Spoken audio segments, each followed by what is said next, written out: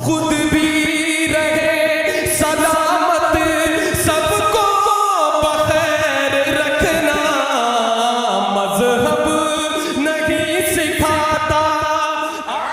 فَلْيَحْفَظِ الرَّأْسَ وَمَا وَعَا، جو اللہ سے حیا کرتا ہے اسے سر اور سر کے آس پاس کی حفاظت کرنی چاہیے۔ سر میں دماغ ہے، اس کی حفاظت کرو، غلط استعمال نہ ہو، اور کانوں کی غلط باتوں کو سننے سے حفاظت کرو، آنکھوں کی غلط چیزوں کو دیکھنے سے حفاظت کرو، اور زبان کی غلط باتوں کو بولنے سے حفاظت کرو۔ قرآن کریم کہتا ہے مَا يَلْفِظُ مِنْ قَوْلٍ إِلَّا لَدَيْهِ رَقِيبٌ عَتِيدٌ، فرمایا اس زبان کے اوپر اللہ کی طرف سے نگاہ رکھنے والے، بہت چوکسائی کرنے والے، بڑی نگرانی کرنے والے مقرر ہیں۔ 25ویں 26ویں پارے میں سورہ قاف کے دوسرے رکوع میں رب کا یہ فرمان موجود ہے کہ جو انسان زبان پر تلفظ کرتا ہے، زبان پہ جو بات جاری کرتا ہے، اسے اللہ کے فرشتے لکھ لیتے ہیں، محفوظ کر لیتے ہیں، اور بغیر کمی بیشی کے جتنا بولا اتنا ہی لکھ لیتے ہیں۔ رب کہتا ہے احصاہ اللہ ونسوہ، لوگ کر کے بھول گئے، اللہ نے اسے محفوظ کر لیا۔ ثُمَّ يُنَبِّئُهُم بِمَا عَمِلُوا، پھر اللہ جو کرتوت ہے اس سے باخبر کر دے گا، بتا دے گا اور تو نے یہ کیا ہے۔ زبان چھٹلائے گی نہیں کیا، رب زبان پر بندش لگا کے اعضاء کو حکم دے گا، بولو جی کیا کیا۔ سارے اعضاء، ہمارے ہی اعضاء ہمارے خلاف گواہی دے رہے ہیں۔ ہمارے اعضاء اللہ کے بنائے ہوئے، اسی کے ماتحت ہیں۔ دنیا میں یہ اعضاء ہمیں دیے ہیں تو صرف آزمائش ہے، اس آزمائش میں فیل نہ ہو جاؤ۔ زبان سے جو بھی لفظ نکلتا ہے، ایک ایک لفظ کے اوپر اللہ کی مخلوق فرشتے۔ اچھا یہ بتاؤ، قرآن کریم کے سچا ہونے میں کسی کو شک ہے؟ بولو بولو، زور سے بولو۔ نہیں نا، قرآن کی آیت میں پڑھ رہا ہوں، اگر پڑھے ہوئے نہیں ہیں تو پڑھے لکھوں سے پوچھ لینا۔ قرآن کی آیت، رب کہتا ہے مَا يَلْفِظُ مِنْ قَوْلٍ إِلَّا لَدَيْهِ رَقِيبٌ عَتِيدٌ، جو انسان تلفظ کرتا ہے، اس تلفظ کا مطلب ہے جو بول رہا ہے، انسان جو بول رہا ہے، اللہ تعالیٰ اس بول کے اوپر ایسی مخلوق یعنی فرشتوں کو مقرر کیے ہوئے ہیں جو بڑی چوکسائی کے ساتھ، بڑی پابندی کے ساتھ، بہت ہی اہتمام کے ساتھ ان ایک ایک لفظ کو لے رہے ہیں۔ مثال کے طور پر آپ نے ریکارڈنگ کھول دی، آج کل موبائل کا دور ہے، سمجھنا آسان ہے نا۔ آپ نے ریکارڈنگ پر موبائل کو لگا دیا، جیب میں ڈال دیا، آپ کسی سے بات کر رہے ہو۔ آپ نے فون لگا دیا، ریکارڈنگ پہ لگا دیا، آپ کسی سے بات کر رہے ہو۔ آپ ایمانداری سے بتاؤ، موبائل بغیر کمی بیشی کے آپ کی ساری باتوں کو ریکارڈ کرتا ہے کہ نہیں کرتا ہے؟ بولو ہاں اور نہ میں جواب دو، قرار کھیڑی کے لوگوں، بے قرار ہو کر کے جواب دو، زور سے بولو۔ ہوتا ہے کہ نہیں ہوتا؟ جب انسان کا بنایا ہوا آلہ انسان کی جاسوسی کر رہا ہے اور انسان کو نظر نہیں آ رہا ہے، انسان ہی نے بنایا، انسان ہی کو پتہ نہیں چلا ہے، انسان کی ساری ریکارڈنگ کر کے اور ضرورت کے مطابق بولنا شروع کر دیتا ہے، تو پھر یاد رکھیے انسان کے جسم کے اندر اللہ نے ریکارڈر لگا رکھا ہے، ہر حصہ انسانی حرکتوں کو محفوظ کر رہا ہے۔ رب اس ریکارڈر کو بولنے کا حکم دے گا اور ساری چیزیں خود بخود بولنی شروع ہو جائیں گی۔ ہم تو اتنے آگے بڑھ جائیں کہ ہر چیز کے اوپر پکڑ اور رب ذوالجلال کی پکڑ نہ ہو۔ رب نے فرشتوں کو الگ کر رکھا ہے، اپنے علم کو الگ کر رکھا ہے، اور جسم کو ایک حکم الگ دے رکھا ہے، خبردار ایک ایک حرکت کو نقل کر لینا، اپنے اندر جذب کر لینا، ضرورت کے وقت میں تجھ سے کام لیا جائے گا۔ سمجھتے رہنا، زبان کی حفاظت، کانوں کی حفاظت، آنکھوں کی حفاظت۔ پہلی نظر تیری معاف اچانک اگر پڑ جائے، حضرت علی رضی اللہ تعالیٰ عنہ سے آقا نے فرمایا تھا یا علی النظرۃ الاولی لک والثانیۃ علیک، پہلی نظر معاف ہے مگر دوسری تیرے خلاف ہے۔ پہلی نظر پڑی اچانک ہٹا لی، پھر دوبارہ دل میں کچھ کسی چلی، پھر دیکھا، پھر پیچھے مڑ کے دیکھا، پھر رک کے دیکھا، فرمایا اب گناہ کر رہا ہے۔ نظروں کی حفاظت، سر کی حفاظت، کانوں کی حفاظت، زبان کی حفاظت، سمجھ میں آ گیا یہاں تک؟ نیچے اتر جاؤ۔ فرمایا وَلْيَحْفَظِ الْبَطَنَ وَمَا حَوَى، یاد ہو گیا نا؟ سر کی حفاظت، کانوں کی، آنکھوں اور زبان کی۔ ناک کا تو کوئی ایسا مسئلہ ہے ہی نہیں، کوئی سونگ سانگ لیتا ہے، کوئی ایسی بڑی ماترا ہے، اس کے اوپر بولنا تو کوئی ضروری ہے نہیں۔ آج کل کیمیکل لگا کر خوشبو بیٹھتے ہیں تو نزلہ تو ہو سکتا ہے، اس پہ بولا جا سکتا ہے۔ خیر نیچے اترے، فرمایا وَلْيَحْفَظِ الْبَطَنَ وَمَا حَوَى، پیٹ اور پیٹ کے آس پاس کی چیزوں کی حفاظت کریں۔ پیٹ کا پہلے ذکر کر دیا اس لیے کہ پیٹ ہی ہے اصل ایکسچینج، یہیں سے سب کو ارجا ملتی ہے، یہیں سے سارا جسم چلتا ہے۔ ارے پیٹ میں کچھ پڑے گا نہیں تو دن میں تارے نظر آ جائیں گے کہ نہیں؟ رات کے تارے دیکھے نہ دیکھے، دن کو تارے تو ضرور نظر آ جاتے ہیں اگر آدمی بھوکا ہوتا۔ فرمایا پیٹ کی حفاظت، پیٹ میں غذا جاتی ہے، غذا کے لیے فرمایا گیا، اللہ کے نبی علیہ السلام نے فرمایا وَعَنْ مَالِهِ مِنْ أَيْنَ اكْتَسَبَ، فرمایا مال کہاں سے کمایا ہے، وَفِي مَا أَنْفَقَ، اور کہاں کہاں خرچ کیا ہے۔ یہ حساب تو دینا ہی ہوگا، کھانے پینے کا حساب دینا ہوگا۔ شراب پی تھی یا حرام کھایا تھا، پیاز کھایا، سٹے کا پیسہ کھایا، جوئے کی کمائی کھائی، لوٹ کر کے کھایا، رشوت لے کے کھایا، غریب کو ستا کے کھایا، یتیم کا مال کھایا، ناحق مال کھایا، ہر کھائے ہوئے مال کا حساب دینا ہی ہوگا۔ بھوکے رہیں یا پیٹ بھرے ہوئے رہیں، حلال مقصود ہے، حرام سے بچنا ضروری ہے۔ اگر حرام سے نہیں بچا، اچھا آپ سمجھیے، یہ جسم ہمارا تیار ہوتا ہے غذاؤں کی بنیاد پر، ہم جو کھاتے ہیں، چباتے ہیں، اندر اتارتے ہیں، اندر اترنے کے بعد اس کا کام ہوتا ہے، اس کے اوپر ہضم کے مختلف ادوار گزرنے کے بعد پھر اس کا خون بن جاتا ہے، اور وہ خون رگوں میں دوڑتا ہے، رگوں کے اندر سے چھن کر کے وہ خون گوشت سے ملتا ہے، جب وہ خون فلٹر ہو کر کے گوشت پہ آتا ہے اس سے جسم بڑھتا ہے۔ آپ ڈاکٹر سے پوچھ لینا، یہ نہ بتائے تو کوئی بات نہیں، تو مولویوں کو بیوقوف سمجھ رہے ہو گیا۔ خیر میں اس کے اوپر طب پر نہیں بول رہا ہوں، غذا سے گوشت تیار ہوتا ہے، اسی گوشت کی بدولت دماغ کے اندر سوچ پیدا ہوتی ہے۔ یاد رکھنا یہ جسم اگر حرام کھایا گیا، حرام گوشت تیار ہو رہا ہے، اللہ کے نبی علیہ السلام نے ارشاد فرمایا لا يدخل الجنة جسد غذي بالحرام او کما قال، فرمایا وہ جسم جنت میں نہیں جائے گا جسے حرام غذا سے پالا گیا ہو۔ سن رہے ہو؟ یاد ہو گیا کہ نہیں ہوا؟ وہ جسم جنت میں نہیں جائے گا جسے حرام غذا سے پالا گیا ہو۔ پیٹ کی حفاظت کریں اور ان ٹانگوں کی حفاظت کریں کہ کسی کی مخالفت میں نہ اٹھ جائے، اللہ کے دین کی حمایت میں اور اللہ کے دین کی مدد کے لیے اور نیک کاموں ہی کے لیے اور اپنی ذاتی اور جائز ضرورتوں ہی کے لیے اٹھے، ناجائز ضرور چیزوں کے لیے نہیں۔ ہاتھوں کا غلط استعمال نہ ہو، کسی کے خلاف نہ اٹھیں، ان پر رشوت نہ آئے، ان پر حرام چیز نہ آئے، ان سے کسی کو مانا اس طرح نہ جائے کہ وہ ناجائز ہو جائے۔ تنبیہ اور ضرورت اپنی جگہ پر ہے، لیکن بے ضرور جھگڑا کر دیا، صاحب توڑ دیا دانت، پھوڑ دیا نا، توڑ دیا نا، پھوڑ دیا جبڑا، یہ ہو رہا ہے۔ ان ہاتھوں سے سوال ہوگا کہ کہاں؟ اللہ کے نبی علیہ السلام نے فرمایا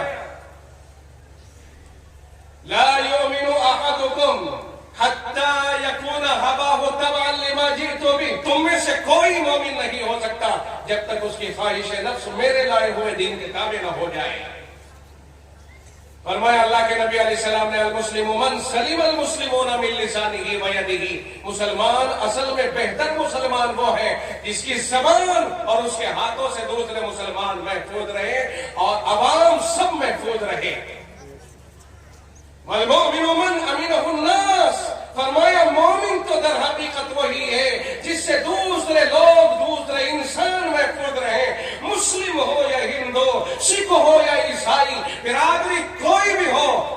ایک محفوظ رہے وہی مومن ہے.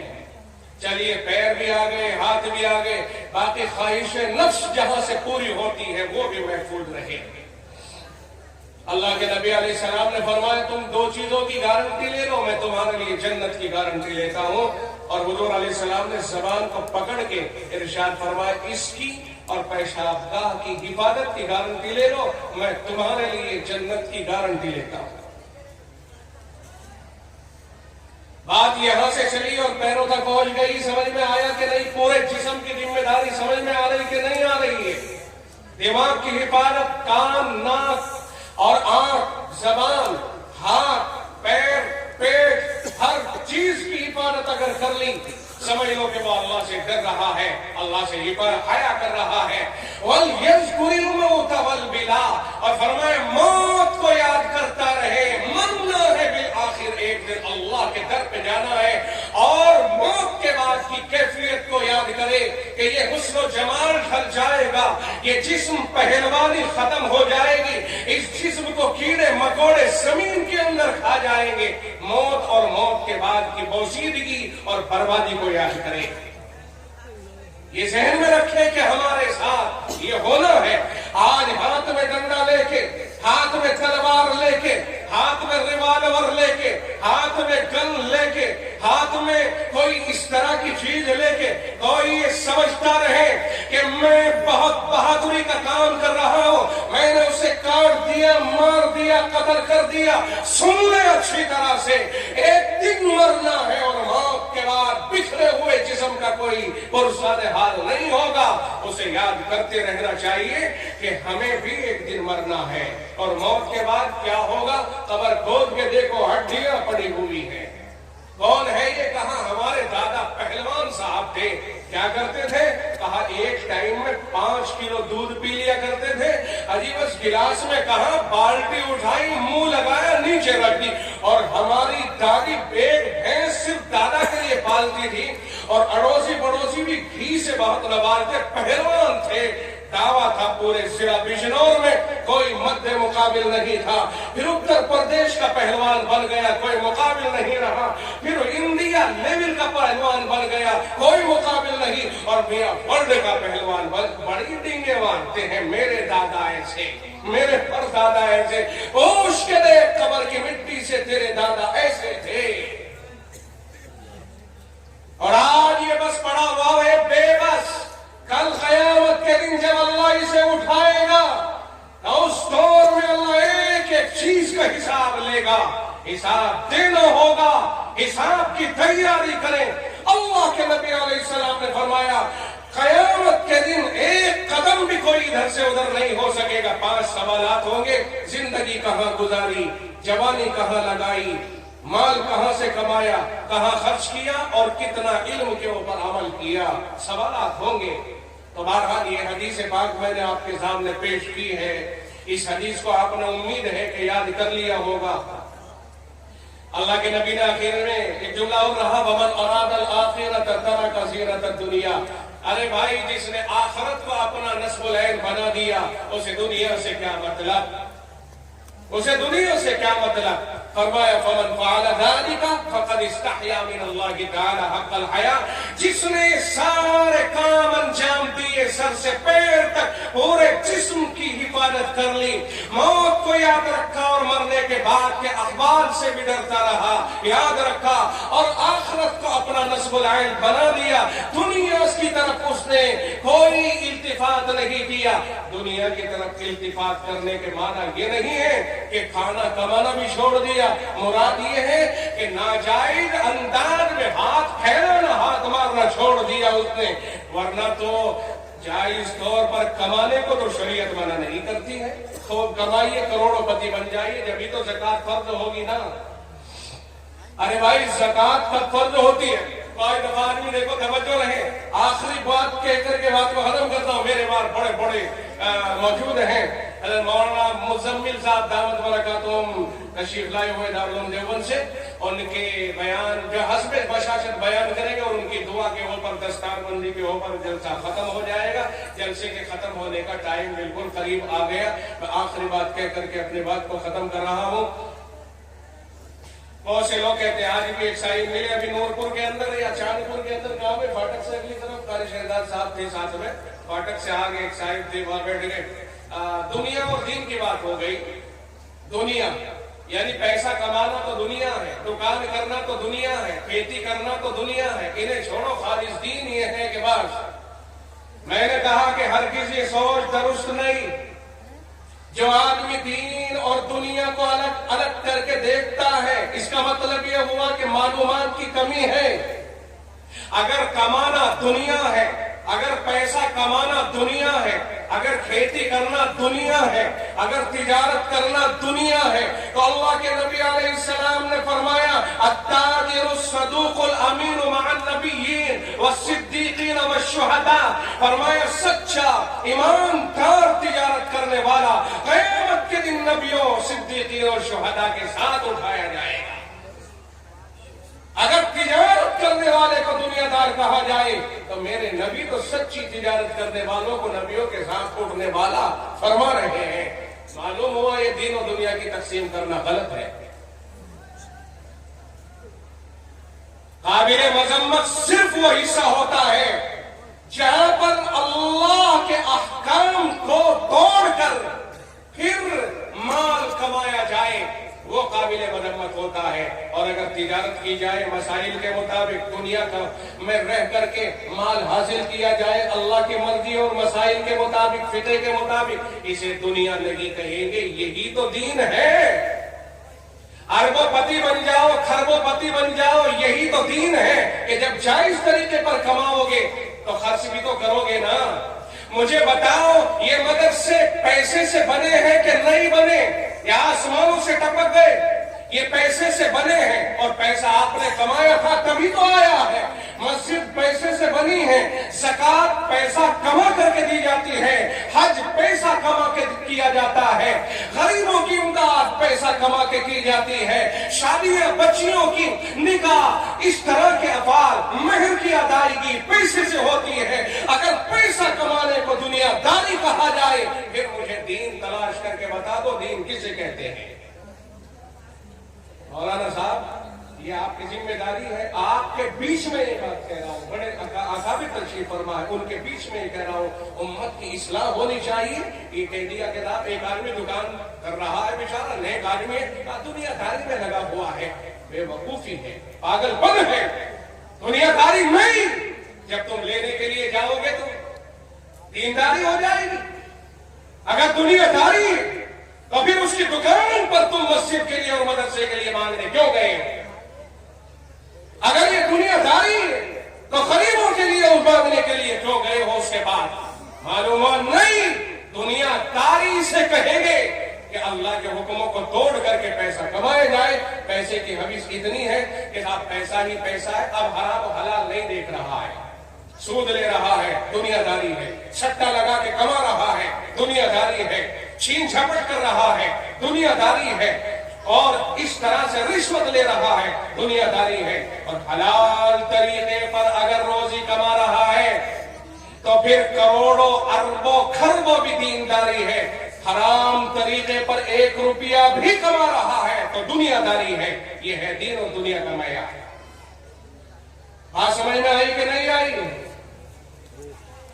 دین داری ہے کماؤ خوب اربوں کھربوں پتی بن جاؤ کماؤ جبھی تو آگے آئے گا اب اگر میں آپ سے یہ کہتا ہوں کہ لوگوں تم نے جو کمایا ہے کیونکہ اللہ کے نبی نے فرمایا مال کہاں سے کمایا بتانا پڑے گا مال کدھر کو خرچ کیا بتانا پڑے گا تو کدھر کو خرچ کیا جو حلال جائز نیک راستے ہیں ادھر کو خرچ کیا بتانے میں جھگڑائی کوئی نہیں اللہ بھی جانتا ہے ہم نے تو نیک کاموں میں خرچ کیا اور بندہ بھی خوب دھڑلے سے کہے گا او میرے پروردگار دیکھو مدرسہ بنوایا تھا میں نے تو اللہ فرمائے بھائی مجھے بھی پتا ہے تیرے مدرسہ اچھا چل اتنا تو تیرا معاف ہو گیا حکومت بھی اگر کسی سے ٹیکس لیتی ہے اور ٹیکس دینے والا کہیں ڈونیشن کر دیتا ہے تو حکومت بھی اس کے اوپر سے ٹیکس کو معاف کر دیتی ہے اتنے ہی ٹیکس کو جتنا اتنے ڈونیشن کیا ہے اور اس طرح سے اللہ تعالیٰ بھی اتنے مال کا تو کیا حساب لے گا کہ تیرے تو میرے ہی راہ میں خرچ کیا ہے بھئی اتنا تو تیرا مسئلہ حل ہو گیا،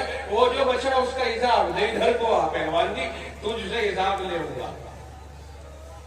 اچھا بتاؤ کون ہے جو اپنے مال کا حساب دینے سے خداوند عالم کے یہاں پر اپنا بچاؤ کرے؟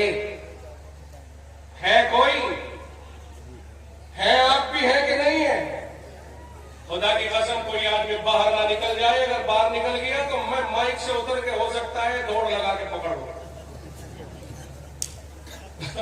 بولو بھاگو گے؟ ارے بھاگتا کون ہے؟ جو بزدل ہوتا ہے۔ سمجھ میں آئی کہ نہیں؟ بھاگتا کون ہے؟ بزدل ہوتا ہے۔ بہادر میدان نہیں چھوڑا کرتے ہیں، بہادروں کے میدان ہوا کرتے ہیں، شیروں کے علاقے نہیں ہوتے، شیر جہاں ہوتا ہے وہی اس کا ہوتا ہے۔